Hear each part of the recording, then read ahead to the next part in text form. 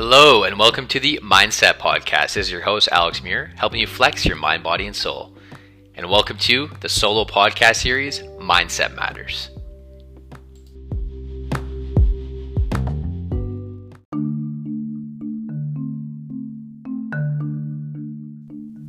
Disclaimer.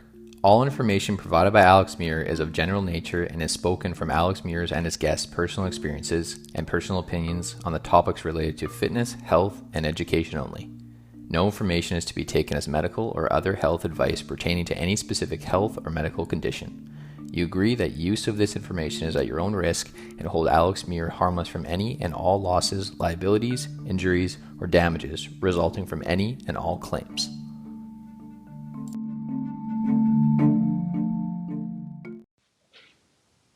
Hello, and welcome to another episode of the MindCep Podcast. This is your host, Alex Muir, helping you flex your mind, body, and soul. In today's episode 63, we're going to be talking about 5 brain and body hacks for 2023 that you can use for 2023 and beyond. So again, thank you so much for listening to this next episode in our solo series of MindCep Matters. This is episode 2. And first off, I want to start off by saying, number one tool that I continue to use and have used for all the other years in the past prior to 2023 has been getting in daily movement. Now, when I say daily movement, I'm talking about some sort of movement or activity for at least 20 or 30 minutes a day. And that could be yoga. That could be hiking. That could be just a walk around the block. That could be some sort of high intensity interval training. That could be dance cardio. Pretty much anything that's going to get your body moving. Also could be yoga, stretching, because everyone's body's different. And because everyone's body's different, how you like to get your daily movement in will depend on that individual. So that's my pillar number 1 for 1 out of 5 brain and body hacks that you can use for 2023. And then pillar number 2, meditation or mindfulness practice. This could be if you're someone that prays, if you like to do some sort of mindfulness practice through writing, journaling, or if you do a formal meditation practice like myself, I use an app called Oak. And using this app called Oak, again, it's free. I used to use Headspace for the last few years, but Headspace started charging for using their 5 and 10 minute daily meditation app. So I just stopped using it, and I've been using Oak meditation app ever since, and it's been an amazing app to use to, again, build your own mindfulness practice. They have guided meditation. I think it's 5 to 30 minutes. So that's like guided with someone with their voice. And then they have unguided meditation, which once you start to amplify your sessions, you start to go deeper in your meditation sessions, lot longer. You go from, like I mentioned in my last episode, 5 to 10 minutes, 10 to 15 minutes, 15 to 20 minutes, and so on. And you keep deepening your practice, and you do larger amount of time per session, and also increasing your sessions per day that you're doing of meditation. That app also has breath work, which I love because I like to integrate breath work to help detach from my thoughts and be more observant of my thoughts during the meditation practice. So that is a absolute elixir of a way to speed up how rapidly our mind can go from very busy monkey mind to very observant monk mind. Now, it does take time. I want to preface this does take time to develop, but when you use the breath work at the same time as you're doing your meditation session, you're going to be able to accelerate how quickly you can go into a deeper state. And as I discussed in our previous episode, the book that I'm currently still reading is Becoming Supernatural by Dr. Joe Dispenza. And he talks about integrating breath work into your meditation practice to help you accelerate how quickly you go into a deepened state in your mind, where you're more observant with your thoughts. You're just sitting with your thoughts, kind of observing them as they pass by, rather than being reactive to them. And also in that book, he talks about by using meditation enhances our focus the more that we do it, but it also helps us to change our brain states, because most people think in a beta brainwaves. That's where you're more reactive. You're responding to everything that's happening during your day. And meditation practice, or having some sort of mindfulness practice, whatever. As I was saying in that in my previous point there, most people think in beta brainwaves, reacting to their environments, their stressors, and all that stuff. Usually when our cortisol is the highest, we have the highest beta brainwaves. But as we use and utilize a meditation practice, over time, the longer we do our sessions, the quicker over time we can transition into alpha brainwaves. And then there's, I don't know the exact order, but it's beta, alpha, delta, theta, and then gamma. So as we transition to those other brainwaves, our brainwaves slow down, and then we become more in tune with our emotions, better emotional regulation, and all that. So I don't know why, but my mic just got cut out because I had it in the iPad there. So apologize for that.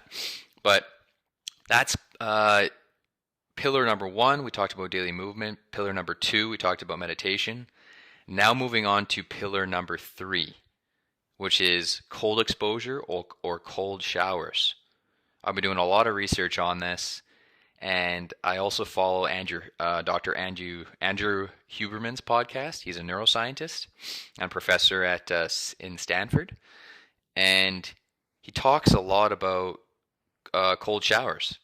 And I was doing some more research on it, and I've never done cold showers, but I always pay closer attention when I'm seeing a lot of research and evidence coming to the forefront on, science. I'm very, very intrigued by, the latest science and trends with, physical fitness and brain and body hacks. And this is a brain and body hack together, doing cold showers or cold exposure. And all we need is, according to Dr. Andrew Huberman, is 11 minutes total per week to really see the benefits of cold exposure or having a cold shower. And you can do this any way. You can do this doing, immediately getting in the shower in the morning and doing 60 seconds or a minute or over a minute, whatever you can handle. But what I've been doing is cold showers every day. I either do a morning one, or I'll do my just before bed, and I'll do just my regular shower, and then the last minute of the shower, I'll put on the timer on my phone for 60 seconds, and it makes a huge difference. It's like having your cup of coffee before the coffee, or literally just giving your body a bit of a jolt that it needs to either get your day going or end your day after you've done some hard training. Or you've just had maybe a bit of a tougher day. It just kind of jolts your body into that heightened state. So highly recommend doing cold shower or cold exposure, even in the ocean. That's another way you can do it as well. So yeah, so cold exposure is brain and body hack number 3, or pillar number 3. And then pillar number 4 is getting in daily sunlight. Now, I'm not someone that has ever feel like I've gotten enough sunlight during the winter months. Depending on where you live, you might be closer to the equator, so you might be able to get more better access to light earlier on in the day. As of where I'm at right now in Canada, our sun, we're end of January right now, so our sun sets close to 5 o'clock or quarter to 5 p.m. each day. and it rises like at 8 a.m. or just after 8. So, when you're working, it's really difficult to get in that morning sunlight, unless you've got a patch in your day, during lunchtime where you can go out and, go for a quick walk during your lunch. So I either have to get my daily sunlight in during lunchtime, during working hours, or the end of the day just before the sun sets. Because even though it might be getting dark, or even if it's an overcast day with lots of clouds in the sky, the farther we are away from the equator, according to Dr. Andrew Huberman, we're still able to get that daily sunlight in, even if it's covered by clouds. It's just we just need more time outdoors to get that light in. So 20 to 30 minutes he recommends daily to get that sunlight in on overcast days, and only 5 to 10 minutes on days where it's super sunny and clear blue skies. So hope you guys like that point there. I know sunlight, or getting in our daily sunlight, can be definitely overlooked. I'm someone that never took it as seriously, but especially during the spring and summer months, most of the time people want to go outdoors. You're doing more stuff outdoors. You're going on more walks, more hikes, maybe some going on morning or afternoon runs, or just taking your training outside. So, utilize getting your daily sunlight in if you can. So that's brain and body hack, or pillar number 4. Now moving on to pillar number 5, which I always go back to: sleep. Sleep is so vital for keeping everything firing in all cylinders.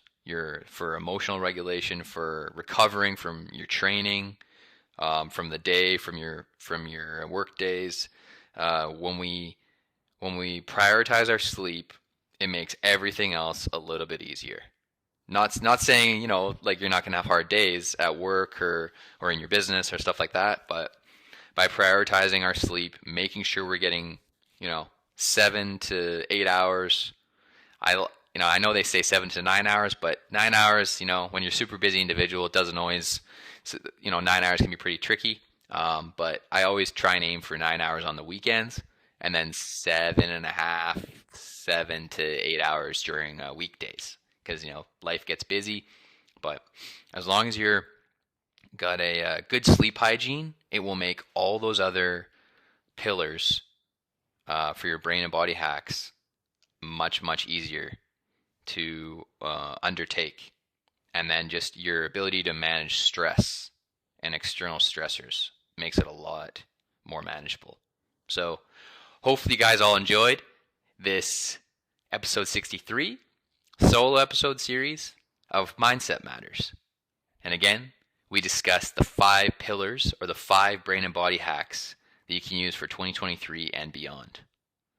And again, I use all of these pillars myself when I look at my day each day, and when I'm ending my day, I always ask myself, end the day with this question: did I get in my daily movement? Did I get in my mindfulness practice? I want to make sure I got some sort of cold shower in, or some sort of way to prep my body to start the day, or prep my body to end the day on a good note. And I always ask, did I get my kind of daily sunlight in? It's okay if you miss a day or two, but always just make sure to get right back on the saddle, so to speak, to just help keep by getting in your daily sunlight or your daily light during the day. It'll just help you with your circadian rhythm, which will help your sleep. And when you're getting in that daily light, it's going to help have a better night's sleep. And when you have a better night's sleep, everything else, like I said, gets a little bit easier. So again, this is episode 63 of our solo episode podcast series, MindCep Matters. Hopefully you all enjoyed this episode, and stay tuned for next week's episode. Thank you all for listening.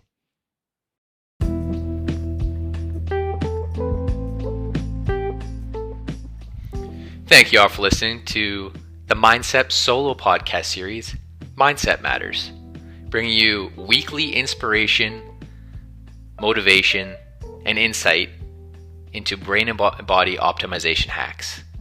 Thank you all for listening. If you enjoyed this episode or this podcast solo series, please don't hesitate to leave a comment, drop a like, rate, and subscribe on Apple Podcasts, Spotify Podcasts, wherever you listen to podcasts. Or if you prefer, you can listen on my blog. That's alexandermuir.com/blog. That's alexander.com/blog. Thank you all for listening, and stay tuned for next week's episode.